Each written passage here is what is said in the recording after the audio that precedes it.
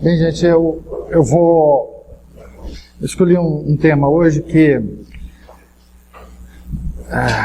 diferencia um pouquinho dos temas que a gente estava seguindo aqui, mas porque nós estávamos falando especificamente sobre a vida dos santos, né? E hoje eu escolhi esse tema que é o da Virgem Santíssima e o Concílio Vaticano II. Como que o Concílio Vaticano II tratou a nossa Santíssima Mãe.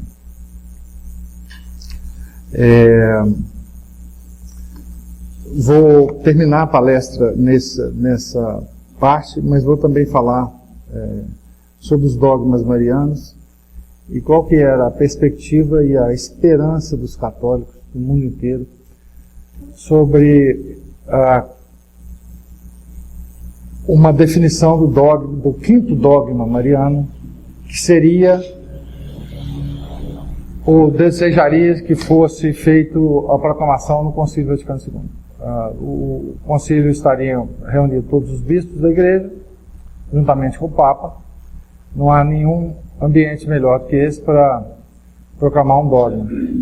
Obviamente, havia também a esperança de que houvesse a consagração da Rússia, mas, enfim, não houve. E eu vou começar essa palestra rezando a Oratio da missa de 1º de outubro de Nossa Senhora Medianeira de Todas as Graças. E talvez eu explique por quê.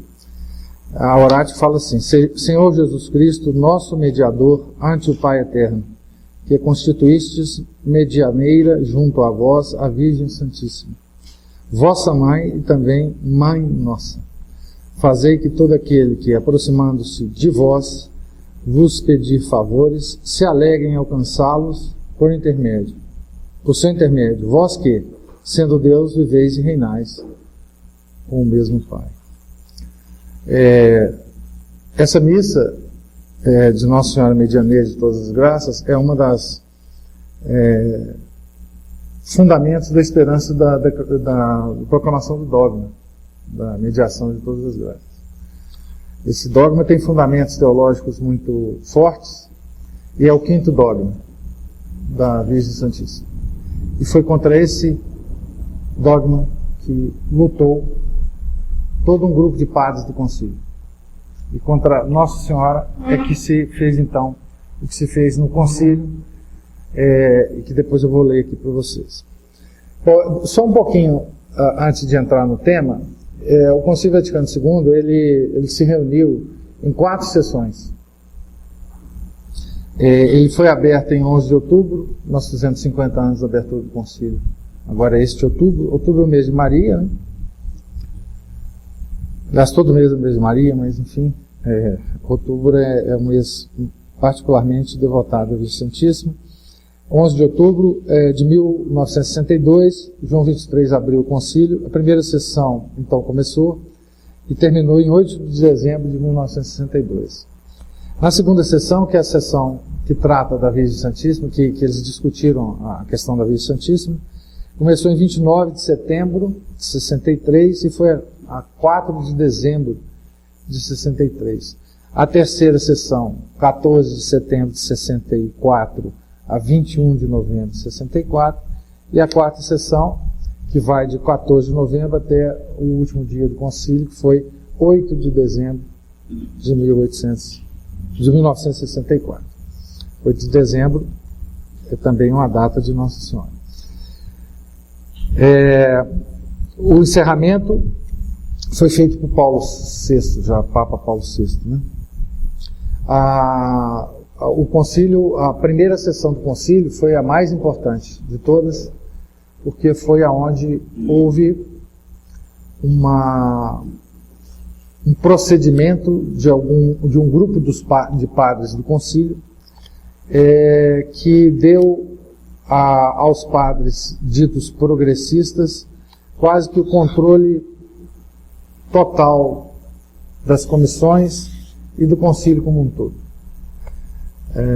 Vou ler um trecho só de uma historiadora que escreveu sobre o concílio. Ela diz assim: nas 2 primeiras e tumultuosas semanas, mediante uma combinação de eventos, protesto e de votos obtidos a custo, os progressistas conseguiram alterar o curso do concílio e construir uma estrutura organizativa que lhes haveria de ser útil nos anos seguintes. Ocorre que quando o concílio foi convocado, as pessoas não tinham muita clareza do que estavam fazendo lá, os bispos, né? E então esse grupo de bispos tomou conta do concílio, os grupos de bispos, principalmente da Alemanha, da Áustria, da Holanda, da França. Bispos que tinham já manifestado ao longo da vida toda uma aderência ao que se chama modernismo, que o Papa São Pio X chamou de modernismo, ao que o Papa Pio X condenou como heresia, e esses bispos, então, ao longo do século XX, foram sendo criados nos seminários modernistas que haviam na Europa e que desembocou, então, no Concílio Vaticano II. Há várias manifestações. Hoje, depois de 50 anos, a gente tem uma relativa retrospectiva histórica do concílio, mas há uma manifestação por exemplo, de um bispo chamado Carlos Borromeu, que é o São Carlos Borromeu, foi a grande figura do Concílio de Trento. Eu vou compará-lo daqui a pouco à grande figura do Concílio Vaticano II, que foi um tal de Padre Hanner. Para vocês verem a diferença do Concílio de Trento e do Concílio Vaticano II. Esse padre, Carlo Borromeu, era bispo de Pesaro, e ele escreveu no diário dele, no final da primeira sessão do concílio, o seguinte: estamos em pleno modernismo. Não se trata de modernismo ingênuo, declarado, agressivo e combativo dos tempos de Pio X. Não. O modernismo dos nossos tempos é mais sutil, mais camuflado, mais penetrante, mais hipócrita. Não pretende provocar uma tempestade, pretende que toda a igreja se torne modernista sem disso se aperceber. O novo modernismo também admite a tradição, mas como consequente à Escritura, originada pela Escritura e pelo Magistério, que originalmente teve por objeto apenas a Escritura. No modernismo, Cristo salva-se, mas não é o Cristo histórico. É um Cristo elaborado pela experiência religiosa. Você já ouviu falar experienciar Cristo, né, nas igrejas? A fim de que houvesse uma figura humana bem delineada e concreta que apoiasse as experiências religiosas que não podiam ser expressas na sua riqueza e intensidade por meio de puros conceitos racionais e abstratos, que é a filosofia de São Tomás de Aquino. Assim também o modernismo de hoje salva todo o cristianismo, os seus dogmas e a sua organização, mas esvazia-o por completo e inverte-o. Já não se trata de uma religião que vem de Deus, mas uma religião que vem diretamente do homem e indiretamente do divino que há no homem. O divino que há no homem é essa coisa da gnose, né? Como fala? A partícula centelha divina no homem, né? Isso é um conceito gnóstico que vem lá da Cabala judaica, enfim. Esse esvaziamento da igreja, ele se deu também no esvaziamento da devoção da Virgem Santíssima. Quem não é devoto da rainha não pode ser devoto do rei. Quem não louva a rainha não pode louvar o rei. Hoje é Cristo Rei, né? Domingo de Cristo Rei.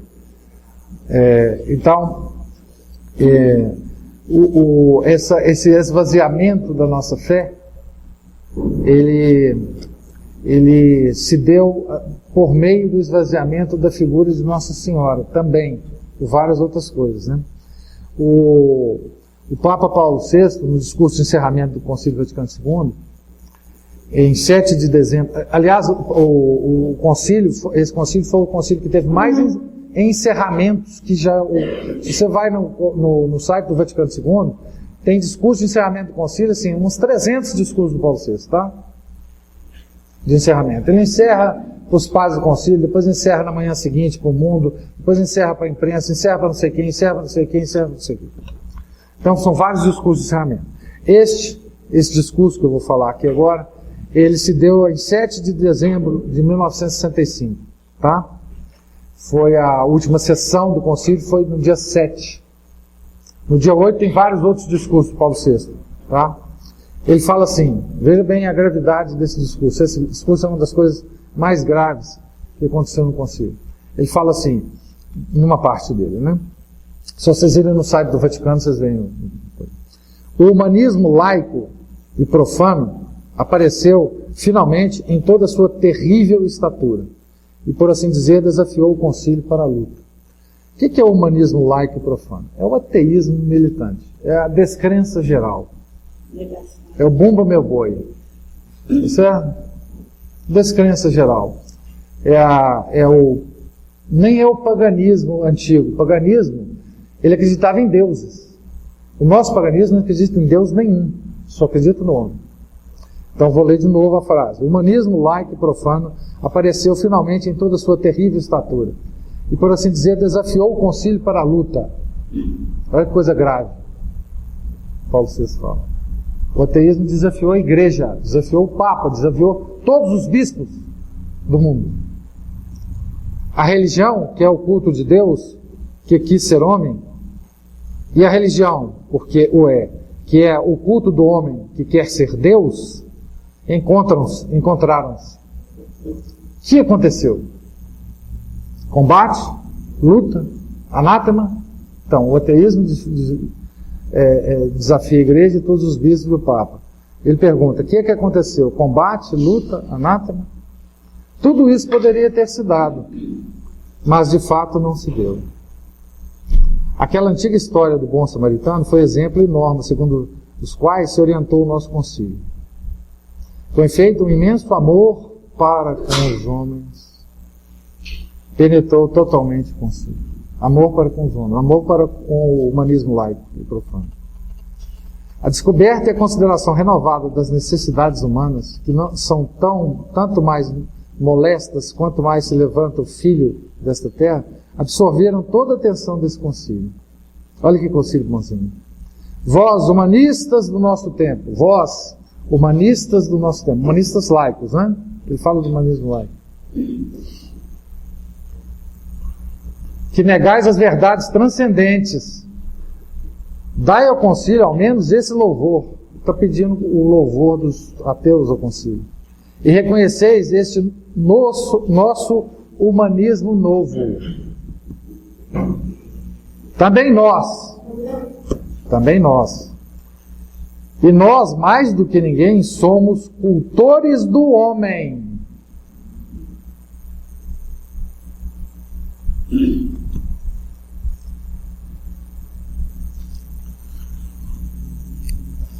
Nesse discurso, se vocês fizerem uma pesquisa na página lá da internet, tem 45 vezes tem a palavra homem nesse discurso. Homem.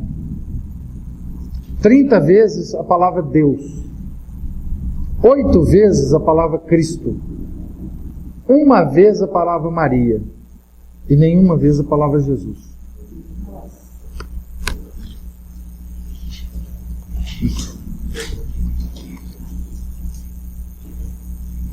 Então, esse é o Concílio Vaticano II, tá certo? O concílio, eu vou falar um pouquinho depois aqui, ele então vai se defrontar com o tema da Virgem Santíssima na segunda sessão, 1963, tá? Que nós tínhamos na igreja até esse momento sobre a Virgem Santíssima? Né? Nós tínhamos 4 dogmas proclamados da Virgem Santíssima, tá certo? O primeiro dogma foi proclamado pelo Concílio de Éfeso, em 431, em resposta a uma heresia horrorosa de Nestório. Nestório era um bispo de Constantinopla.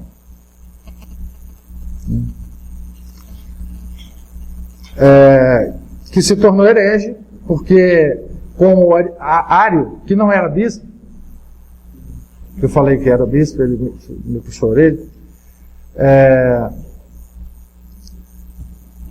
ele tentou entender o mistério de Cristo, homem e Deus ao mesmo tempo, né? Uma pessoa, duas naturezas. E quem faz isso só fala besteira e só cai na heresia. Nestório, então, dizia que Jesus era homem e que tinha uma espécie de possessão espírita de Deus sobre ele. É só para vocês entenderem porque que Nestório pregava nas igrejas dele, tá? Então Cirilo de Alexandria se levantou contra ele, como Santo Atanásio se levantou contra Ário, né? E em várias cartas trocadas entre eles, desembocou no concílio de Éfeso, e ele dizia o seguinte: como Jesus é homem, Maria não pode ser mãe de Deus, Maria é mãe do homem, certo? Então o concílio de Éfeso se reuniu e proclamou o dogma da mãe de Deus, Theotokos, né? Então ele faz de uma maneira bem típica da tradição da igreja, tá certo? Essa que Paulo VI diz que abriu mão, o Concílio Vaticano abriu mão, segundo abriu mão. Se alguém não confessar que o Emanuel é Deus, no sentido verdadeiro, e que, portanto, a Santa Virgem é deípara, pois gerou segundo a carne o Verbo, que é de Deus e veio a ser carne, seja anátema. Acabou. Depois eles declararam o Nestório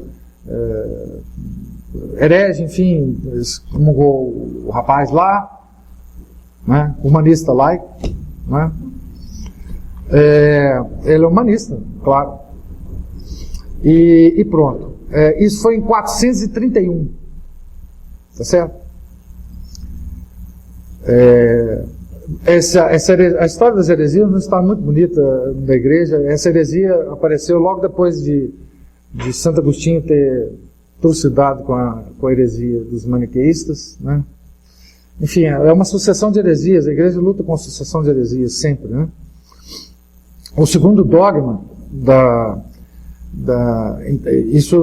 o segundo em termos temporais, né? Foi da virgindade perpétua de Maria. Sínodo de Latrão, sob Martim I, em 649. Tá certo? Está lá no cânon 3 desse sínodo. Se alguém não professa, de acordo com os santos padres, em sentido próprio e verdadeiro, deípara a santa, sempre virgem, imaculada Maria, já fala da Imaculada, já que ele, em sentido próprio e verdadeiro, no fim do século, sem sêmen, concebeu do Espírito Santo, e sem corrupção gerou aquele que foi gerado por Deus, Pai, antes de todos os séculos, Deus Verbo, permanecendo inviolada, também depois do parto a sua virgindade, seja condenado.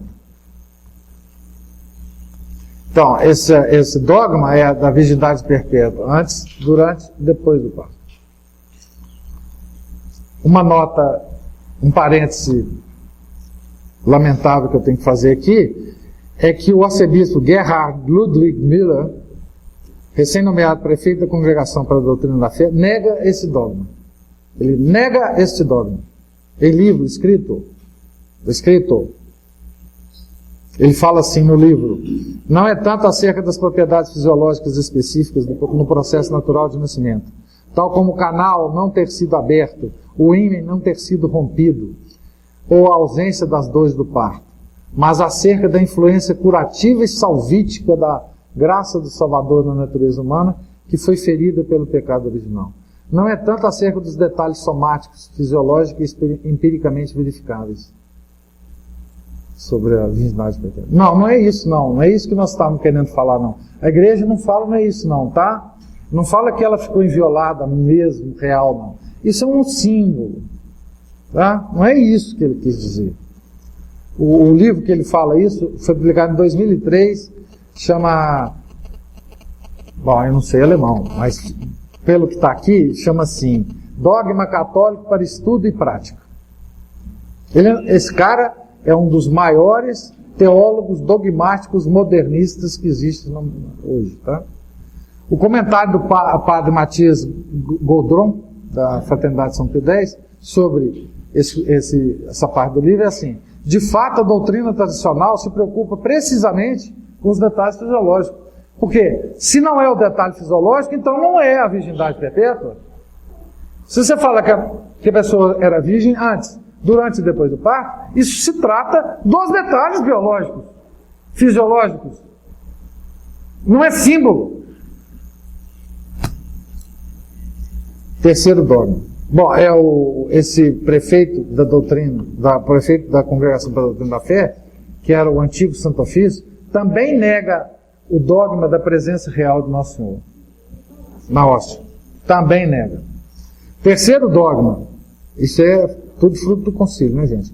Terceiro dogma é o dogma que foi declarado 1205 anos depois do segundo dogma.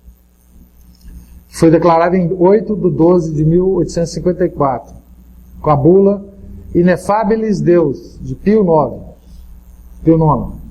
Beato Pio IX, Imaculada Conceição. Essa bula é algo absolutamente fabuloso de se ler. É um documento de mariologia imperdível, gente. É uma coisa incrível. Ele declara o dogma em 2 itens da bula. Por isso, depois de, na humildade e no jejum, o Papa fazia jejum, né? Dirigirmos sem interrupção as nossas preces particulares e as públicas da Igreja a Deus Pai, por meio de seu Filho, a fim de que se dignasse de dirigir e sustentar a nossa mente com a virtude do Espírito Santo. Depois de implorarmos com gemidos o Espírito Consolador, por sua inspiração, em honra da Santa e Indivisível Trindade, para decoro e ornamento da Virgem Mãe de Deus, para a exaltação da fé católica e para incremento da religião cristã, com a autoridade do nosso Senhor Jesus Cristo, dos bem-aventurados apóstolos Pedro e Paulo, e com a nossa, declaramos, pronunciamos e definimos. Declaramos, pronunciamos e definimos a doutrina que sustenta que a Beatíssima Virgem Maria, no primeiro instante de sua concepção, por singular graça e privilégio de Deus Onipotente, em vista dos méritos de Jesus Cristo, Salvador do gênero humano, foi preservada imune de toda mancha do pecado original. Esta doutrina foi revelada por Deus, por isso deve ser crida firme e inviolavelmente por todos os fiéis. Portanto, se alguém, que Deus não permita, deliberadamente entende de pensar diversamente de quanto por nós foi definido, conheça e saiba que está condenado pelo seu próprio juízo, que naufragou na fé, que se separou da unidade da Igreja e que, além disso, incorreu por si, ipso facto, nas penas estabelecidas pelas leis contra aquele que ousa manifestar oralmente ou por escrito ou de qualquer outro modo externo os erros que pensa no seu coração. Essa é a última parte da bula. Uma das últimas partes. O quarto dogma da Virgem Santíssima é a Assunção de Maria, de corpo e alma aos céus, Constituição Apostólica Munificentíssimos Deus, de Pio XII.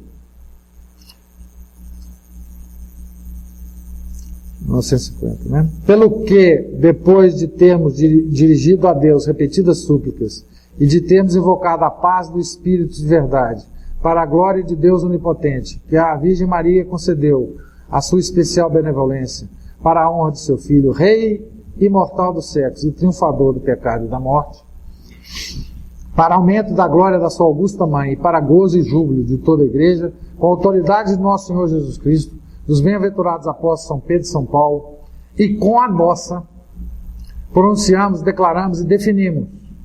Pronunciamos, declaramos e definimos. Ser dogma divinamente revelado que a Imaculada Mãe de Deus, a sempre Virgem Maria, terminado o curso da vida terrestre, foi assunta em corpo e alma à glória celestial. Pelo que, se alguém, o que Deus não permita, usar voluntariamente, negar ou pôr em dúvida essa nossa definição, saiba que naufraga na fé divina e católica.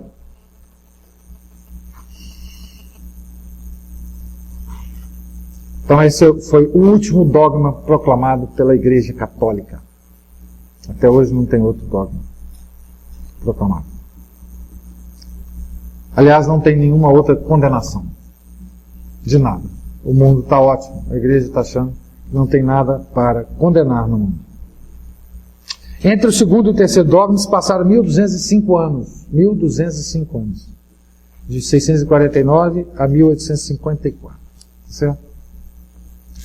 Bom, entre esse período de 12 séculos, muita coisa ocorreu, muita coisa a Virgem Santíssima nos deu, né? Ela nos deu o rosário, no São Domingo, né? Ela apareceu para vários santos, né?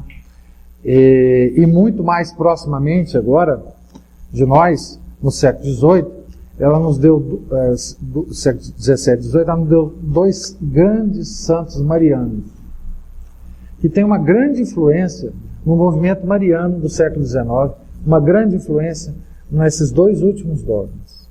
Tá? Esses santos são Santo Afonso Maria de Ligório, que eu falei já para vocês, e São Luís Grignon Maria de Montfort. E as duas obras que eles escreveram, quer dizer, Santo Afonso e São Luís escreveram muita coisa, mas duas são as obras que influenciaram profundamente a Igreja, aos fiéis e os papas que declararam os dogmas. Primeiro é Glórias de Maria, um livro que está em edição até hoje, foi publicado pela primeira vez em 1750, de Santo Afonso, né? É um livro belíssimo de uma mariologia extremamente devocional e sem deixar de ser teológica, profundamente teológica. E o Tratado da Verdadeira Devoção à Santíssima Virgem Maria, de São Luís, Maria de Montfort. Esse livro ficou perdido. O próprio São Luís profetizou que ele ia ficar perdido e depois ia ser achado. Mais de 100 anos. Mais de 100 anos. Ele foi publicado pela primeira vez em 1842 e teve uma influência muito grande sobre Pio IX. E esses dois livros, esses dois santos, deram um impulso muito grande no movimento mariano do século XIX, desembocando no século XX. Certo? E então, esse movimento mariano, eles, com o dogma da Imaculada da Assunção, né, desse século ainda, deu um impulso muito grande, e quando foi convocado o concílio, o que se esperava era a proclamação do quinto dogma, para completar os dogmas da Santíssima Trindade, né? O quinto dogma em relação à nossa mãe, Maria, é o dogma da Maria medianeira de todas as graças. Esse dogma, ele tem fundamentos em todas ele tem fundamentos na tradição, né? Na tradição, em vários documentos papais, né?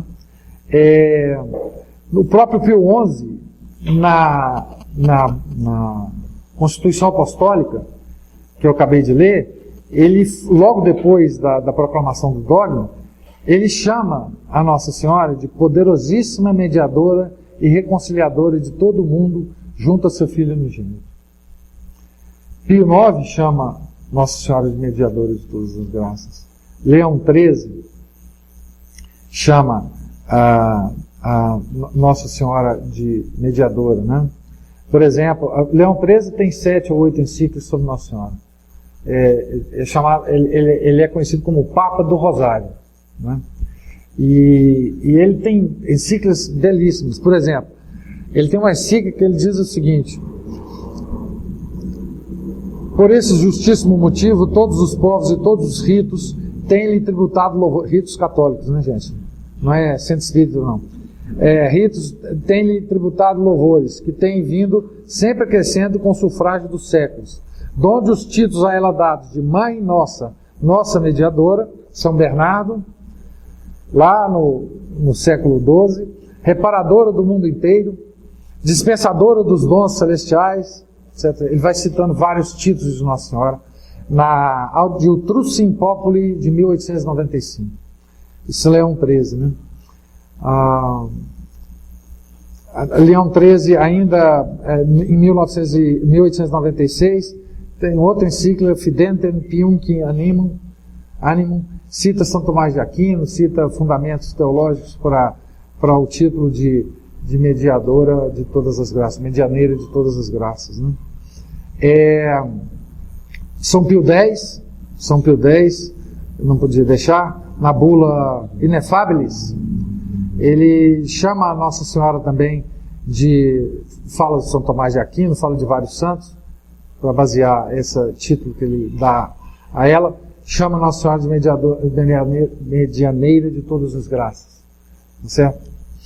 Há uma missa, a liturgia da Igreja Católica tem uma missa de 1º de outubro que chama Nossa Senhora Medianeira de Todas as Graças.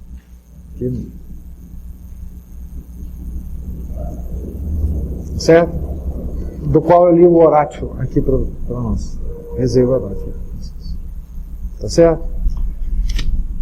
Então, tem base na tradição, tem base teológica, tem base na liturgia.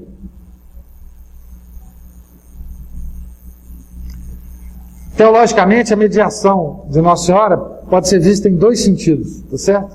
Eu estou me baseando aqui num livro sobre os fundamentos do dogma católico de um cara chamado Ludwig Otto, um grande teólogo dogmático, tá? Então, mediação em 2 sentidos. Maria deu à luz o Redentor, a fonte de todas as graças, e deste modo ela é o canal de todas as graças. Isso em teologia dogmática é chamado sententia certa. Afirmação certa, não tem dúvida. Do ponto de vista dogmático, teológico, dogmático. O segundo sentido no qual pode ser entendida a mediação de todas as graças é: desde a Assunção de Maria ao céu, nenhuma graça é conferida ao homem sem sua cooperação e intercessão real. Dogmaticamente, essa sentença é chamada afirmação pia, piedosa e provável. Essa é provável, não tem dogma, então é uma sentença, uma afirmação piedosa e provável. Sententia pia et probabilis, da teologia dogmática. A mediação se dá por 2 razões: pela cooperação de Maria na encarnação, mediatio in universali, e pela intercessão de Maria no céu, mediato in speciale. Quer dizer, a intercessão de Maria no céu se dá para cada um de nós. A cooperação de Maria na encarnação se dá para todos nós. Provável significa verossímil ou que existe uma prova? Depois, não, é verossímil. Vou dar a conclusão daqui a pouco dessas coisas. Então, depois de analisar todos os dogmas da Santíssima Virgem e a mediação de todas as graças, esse teólogo ele conclui assim: a doutrina da mediação universal de Maria, baseada em sua cooperação na encarnação, é tão manifestamente definida nas fontes da fé que nada se coloca em seu caminho para a definição dogmática. Nada. Não tem nenhuma. Nada. Sua posição como medianeira de todas as graças, em virtude de sua intercessão no céu, é menos definitivamente atestada. É menos. Tem um grau menor disso. Contudo, como essa mediação é intrinsecamente associada à maternidade espiritual de Maria, que por sua vez é baseada na Escritura, e em sua íntima participação no trabalho de seu divino Filho, sua definição não parece impossível. Essa é a definição. Vocês desculpem de eu estar falando sobre teologia dogmática, um campo extremamente complexo do conhecimento científico. Teologia é ciência, tá certo? Muito mais do que física, química e biologia, tá? Então, isso é complicado, mas é porque eu quero colocar a questão dos padres do concílio, como é que eles viram isso aí, tá certo? Então, não tem dogma, tá certo? Não tem dogma. Então, todo teólogo pode discutir isso, tá certo? Mas tem que discutir na perspectiva do Ludwig Otto aqui. Na perspectiva de toda a documentação que existe, de toda a tradição, de todos os documentos papais, tá certo? E, obviamente, concluir algo parecido com o Otto. Então, o concílio podia muito bem não querer definir o dogma da mediação de todas as graças. Teologicamente, olha, não é a hora, tá, e tem alguns problemas, vamos discutir mais. Podia ter feito isso. Mas ele não fez por causa disso. Ele não fez por causa disso. Certo? Bom, o concílio. O concílio, os documentos preparatórios do concílio, dentre os documentos preparatórios do concílio, tinha um esquema. Esses documentos preparatórios são chamados esquemas. Certo? Tinha um esquema chamado De Beata Maria Virgem. Esse esquema foi escrito no sentido de esclarecer toda a posição da Virgem Santíssima em relação aos fiéis e à igreja. Nesse documento tem claramente, não a definição de um dogma, mas os títulos de medianeira de todas as graças para Maria e de mãe da igreja. Mãe da igreja. Maria, mãe da igreja.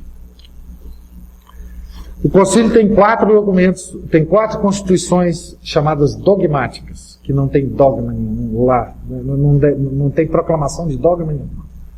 Né? Tem dogmas lá, reafirmações de dogmas, mas não tem nenhuma proclamação dogmática. Portanto, esse nome é um nome indevido, mas, enfim, constituições dogmáticas.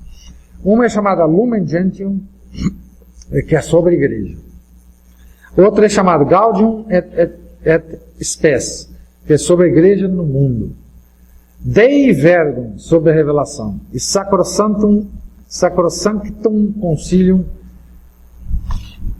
que é sobre a liturgia, infelizmente. Né? Sobre essa missa que nós, graças a Deus, não assistimos. Mas nessas 4 constituições dogmáticas que houve, então, o tsunami que atingiu a igreja partiu dessas 4 constituições apostólicas. Certo? A desconstrução e a crise da igreja, a desconstrução e a crise da igreja partiram dessas 4 constituições. A Lumen Gentium, a Gaudium et Spes, Dei Verbum e Sacrosanctum Concilium. Por quê? Esses documentos atacam toda a base da igreja. Né? O Lumen Gentium, sobre a igreja, dá um entendimento dos padres conciliares sobre a igreja de Cristo. A Gaudium et Spes, sobre a igreja no mundo, que é aqui que há aquelas grandes questões do ecumenismo, de todas as igrejas ter participação na salvação, enfim. A Dei Verbum, sobre a revelação, que apequena o valor da tradição em relação à Bíblia, e a Sacrosanctum Concilium, que muda a liturgia. Todas essas 4 constituições vão no sentido do protestantismo. Coloca a igreja no sentido do protestantismo. A igreja de Cristo apenas subsiste. Subsiste, que o nome gente tem lá, o subsiste in. Né? Portanto, essas 4 constituições são as 4 importantes, tá certo? E o documento em separado da Virgem Santíssima é desaprovado, reprovado no concílio, e ao mesmo tempo o concílio acha que deve haver uma manifestação sobre a Virgem Santíssima dentro do documento sobre a igreja. Ou seja, aí já há um símbolo. Maria é apenas um membro da igreja. Um membro da igreja. Nada mais que isso. Pode ser até a mais. A maior, a mais digna. A mais digna dos membros da igreja. O mais digno dos membros da igreja. Mas é um membro da igreja apenas. Ela está lá no capítulo 8 da Lumen Gentium. Gente, eu vou ver aqui. Essa manobra dos padres conciliares para colocar Maria como um membro da igreja apenas, ela foi feita entre a primeira sessão do concílio e a segunda sessão, entre o final de 62 e meados de 63, e foi coordenada, como quase tudo no concílio, por um cara chamado Padre Hanner. O professor Holanda chamava o Padre Hanner de asa negra do concílio. O Padre Hanner depois eu vou mostrar para vocês quem é o Padre Hanner. O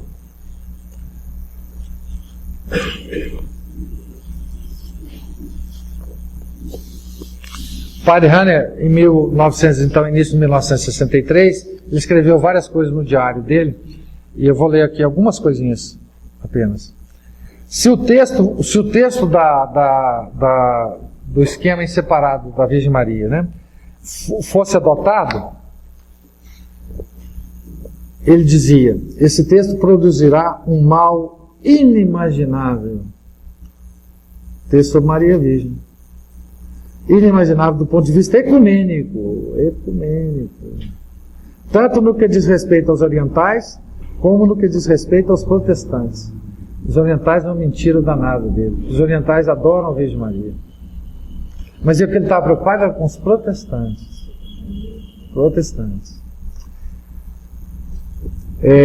Do seu ponto de vista, essa era, palavras dele, a maneira mais fácil de suprimir. Só um minutinho.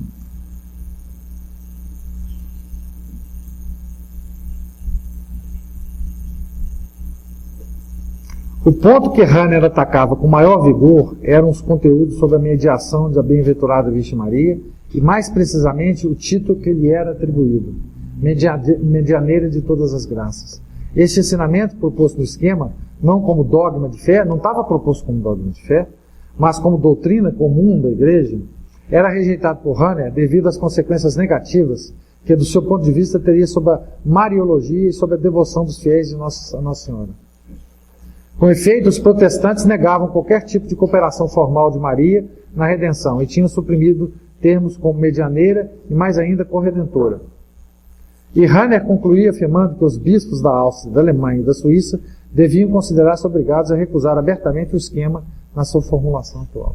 Gente, não sei se vocês entenderam, esses esquemas passavam pelos representantes protestantes que estavam no concílio. E eles é que suprimiram o termo medianeira e corredentora. Não só aceitou, ela suprimiu o esquema inteiro. Que ia desagradar os protestantes. Foi convidado pelo João XXIII e mantido pelo Paulo VI. Porque nós queríamos que a opinião deles sobre a igreja. Os hereges de Lutero, luteranos, todos luteranos, tinham grandes afinidades com os bispos alemães, os luteranos, grandes afinidades. A maçonaria teve representante. Maçonaria mudou a missa. Os comunistas tiveram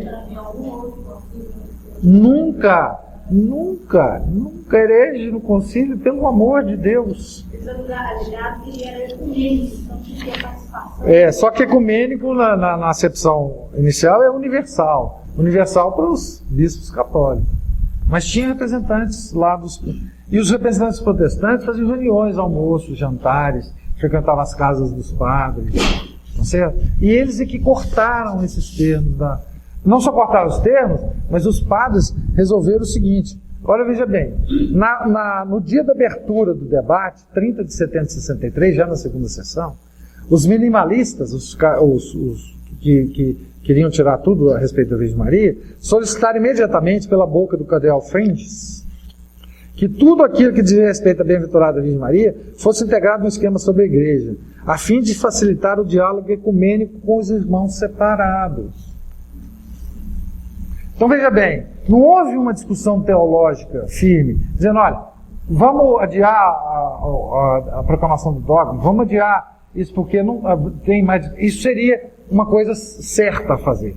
Não temos certeza, é provável que ela seja medianeira, mas vamos deixar que o Espírito Santo haja mais tempo sobre nós, que depois que nós tenhamos mais certeza. Não! Foi porque os protestantes pediram. Eu queria fazer uma pergunta. Pode fazer. Eu participo lá com o Hipólito, e lá a gente fez assim, pergunta. A gente, pode ser uma bobagem até, mas está me gatejando há muitos dias e eu já me preparei para perguntar com ele. A igreja está esperando um antipapa, Esse antipapa já não veio? Não, a igreja não espera. A sequência do antipapa é o seguinte: não é que a gente espere, é que está profetizado. Então. Tá certo? Agora, quando é que ele vem, a gente não deve nem ficar preocupado com isso. Eu acho que já veio, já fez essa desordem toda a igreja. Não, isso eu não sei. Não, mas ninguém pode saber isso. Isso ninguém pode saber, não. Mas a questão aqui é o seguinte, gente. Essa movimentação dos padres conciliares não foi por uma questão teológica séria, que seria correta. Foi para agradar os protestantes. Eu vou ler como é que ficou. É bom vocês pegarem e lerem a Lumen Gentium toda, mas com muito sorrisal do lado, que faz mal ao estômago. Mas o capítulo 8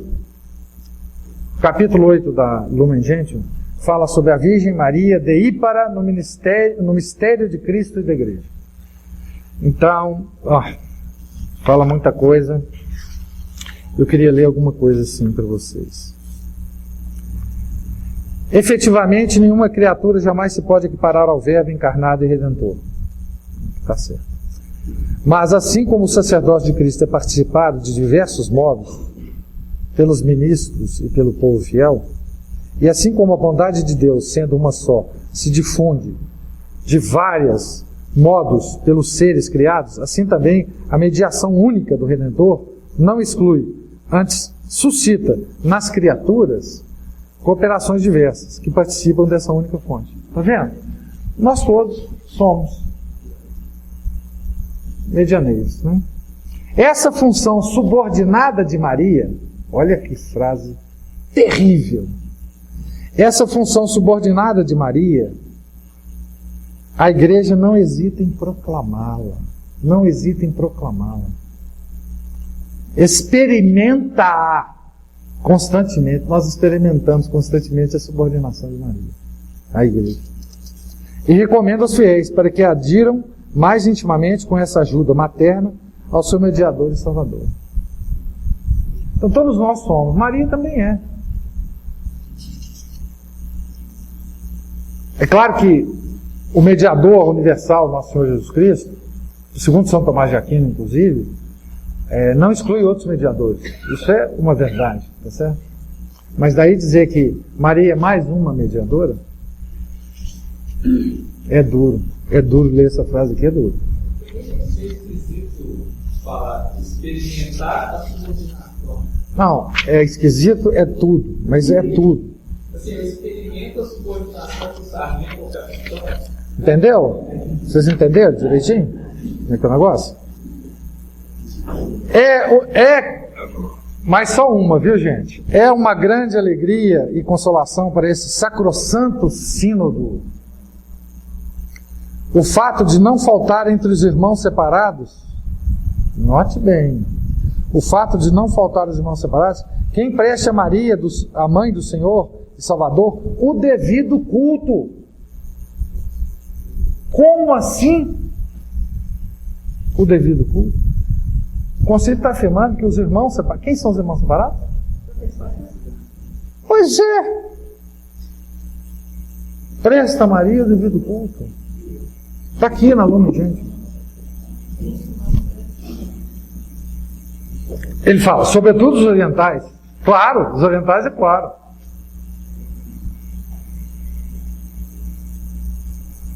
Que acorrem com fervor e devoção rendeira daí por isso. Tá certo? Engraçado que essa eu queria os orientais, e agora esses que são os que... Sobretudo. O devido culto. Então veja, gente.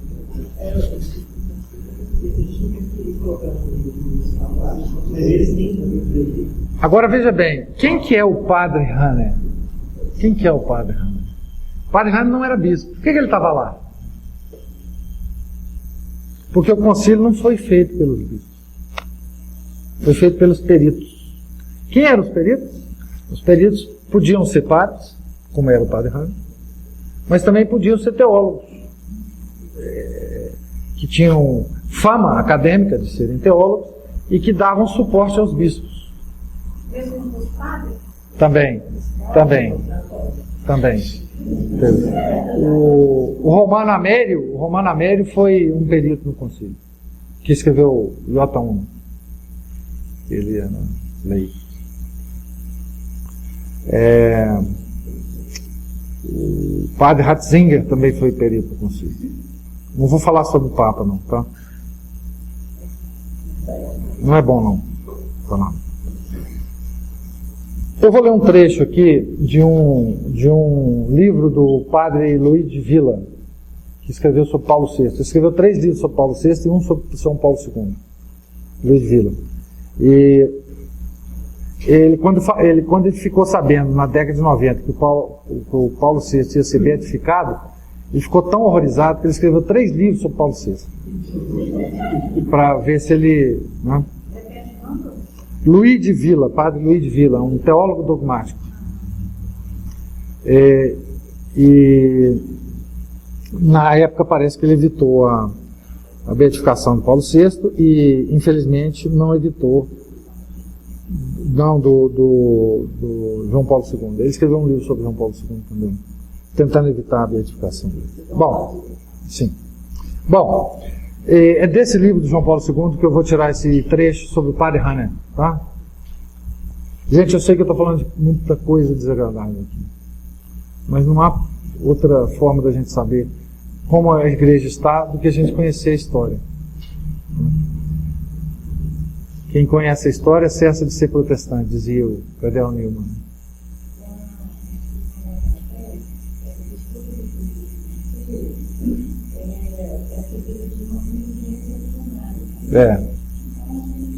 A indulgência plenária. Ai, Deus. Tenha pena de nós.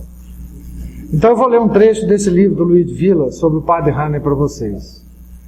Eu peço até desculpa de estar lendo isso aqui, gente, porque é horroroso.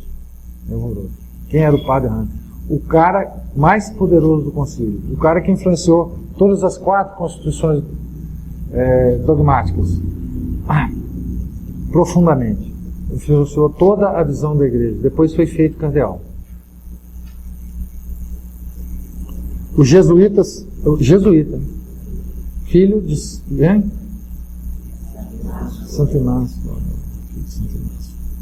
O jesuíta herético Karl Hanner, professor da nova teologia, inimigo dos dogmas do catolicismo, da autoridade papal e do celibato sacerdotal, foi chamado construtor da Igreja do Futuro, primeiro dos teólogos, mente do Concílio Vaticano II.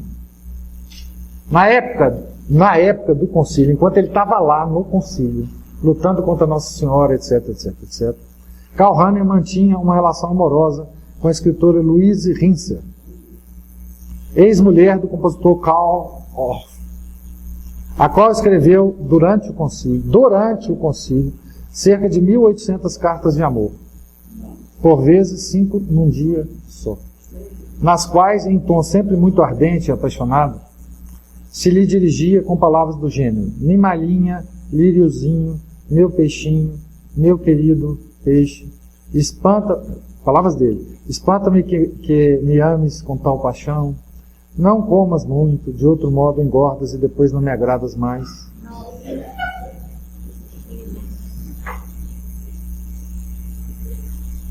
Saberia Karl Hanner que a sua Louise se tinha entregue de alma e corpo a outro importante abade beneditino?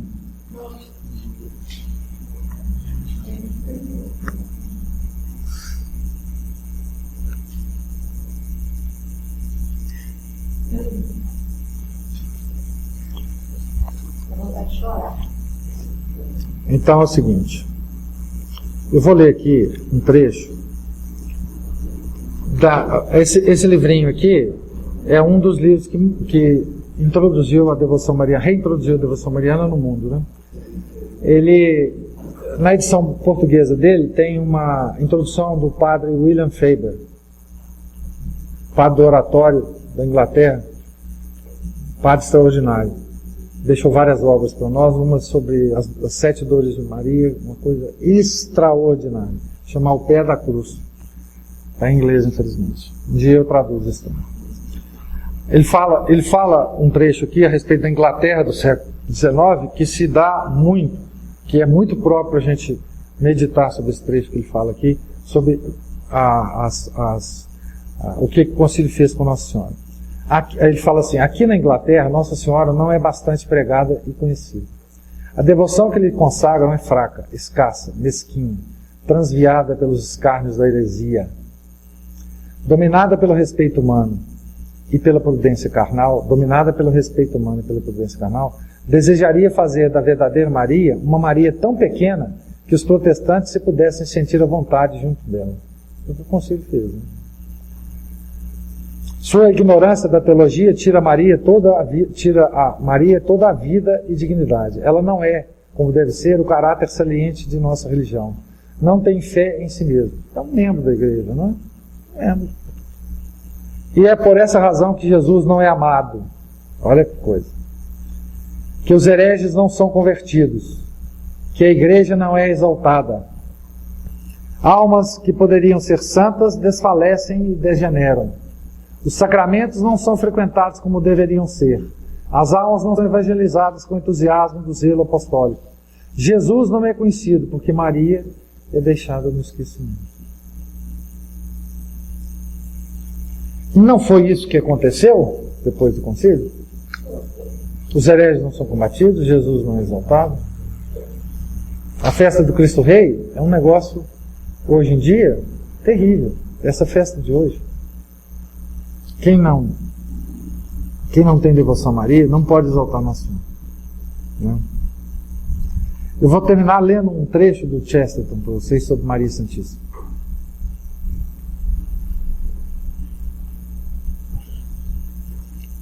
Para vocês verem como é que Maria é símbolo e figura. A igreja é símbolo e figura de Maria, e não Maria é símbolo e figura da igreja. Ou seja, Maria é muito maior do que a igreja. Maria é a mãe da igreja. Maria não é um membro da igreja. Maria é a mãe da igreja. Nós somos filhos de Maria. Os homens precisam de uma imagem única, colorida e de claros contornos. Uma imagem a ser trazida instantaneamente à imaginação, quando o que é católico precisa ser distinguido do que alega ser cristão, ou mesmo do que é, em certo sentido, cristão. Dificilmente consigo lembrar uma ocasião em que a imagem de Nossa Senhora não se impusesse à minha imaginação de forma definitiva. Há simples menção ao pensamento sobre essas coisas. Eu estava muito distante dessas coisas e então com dúvidas sobre elas, antes da conversão. E por isso discutindo com o mundo sobre elas e comigo mesmo contra elas. Pois esta é a condição antes da conversão. Mas mesmo que a figura estivesse distante, ou fosse obscura e misteriosa, ou fosse um escândalo para os meus contemporâneos, ou fosse um desafio para mim, nunca duvidei que essa figura fosse o símbolo da fé que ela incorporava, como um ser humano, ainda somente humano. Tudo o que a coisa que a igreja tinha a dizer para a humanidade. No momento em que me lembrava da igreja católica, lembrava-me dela. Quando tentava esquecer a igreja católica, eu tentava esquecê-la.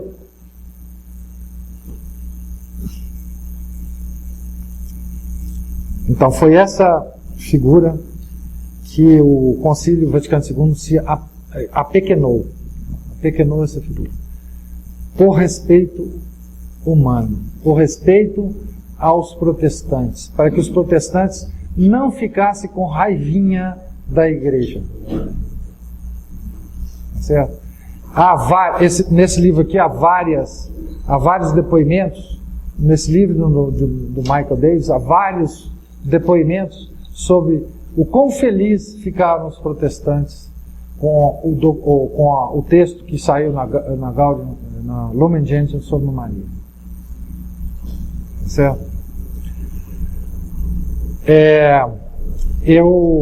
Então, era isso que eu queria falar para vocês. Eu lamento que hoje eu não tenha falado sobre algum santo para nos alimentar a devoção, mas eu precisava fazer isso porque a gente precisa saber dessa história um pouco mais, a história do concílio de modo geral, mas o que ele fez principalmente com a devoção de Maria foi uma coisa absolutamente imperdoável.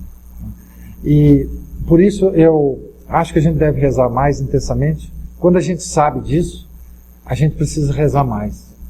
O conhecimento traz uma responsabilidade danada para a gente. Porque isso foi uma ofensa ao coração imaculado de Maria incrível. E essa reparação, quem tem que fazer somos nós. Essa reparação a essa ofensa, que veio do alto, do altíssimo nível da igreja, é preciso que a gente repare com o nosso sacrifício, a nossa penitência e as nossas orações.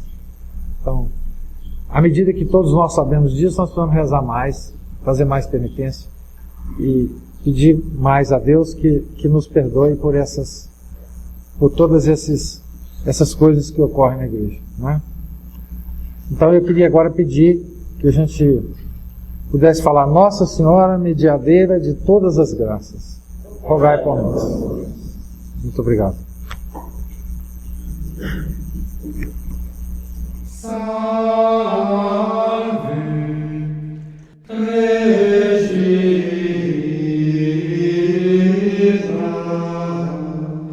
Mater Misericordiae,